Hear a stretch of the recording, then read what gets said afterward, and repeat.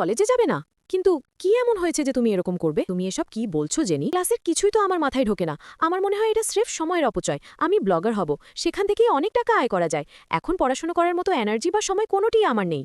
হ্যাঁ, আমারও তাই মনে হয়। চারিদিকে যে প্রতিযোগিতা, তাতে গ্র্যাজুয়েশন শেষ করার পরও আমরা বিপদে পড়ব। আমার বোনও তো অনেক বড় এক্সপার্ট ছিল, ভালো ডিগ্রিও ছিল, কিন্তু সে এখন 20,000 টাকা বেতনের চাকরি করছে। আচ্ছা, তাহলে এখন আমি যাই, সবাই ভালো থেকো। কিন্তু আমার তো মনে হয় শিক্ষাগত যোগ্যতাই হলো জীবনের দীর্ঘপথে অনেক বড় বড় সুযোগের চাবিকাঠি। আর আমি তো এন্ট্রান্স এক্সামের প্রস্তুতি নিচ্ছি। তুমি কি শোনোনি? রেজাল্টে এখন কিছুই হয় না। পড়াশোনা করে সময় নষ্ট করে তাতেও যে চাকরি পাবে তার কোনো গ্যারান্টি নেই। পড়াশোনা কি আসলেও গুরুত্বপূর্ণ নয়? শোনো, বিকেলে আমরা গান গাইতে যাব। আমি আরও কয়েকজন বন্ধুকে ডেকে নিচ্ছি। ঠিক আছে, তোমাদের জীবন তোমরা আনন্দ করো। এই দেখো দেখো, জেনি একটা ভিডিও পোস্ট করেছে। ওয়াও, অনেক মানুষ দেখেছে তো। ও মাই গড, ও তো দেখি আসলেও বড় ইন্টারনেট সেলিব্রিটি হয়ে যাচ্ছে। আচ্ছা, আমি একটু বাইরে থেকে আসছি। আমার মনে হচ্ছে ও হিংসা করছে।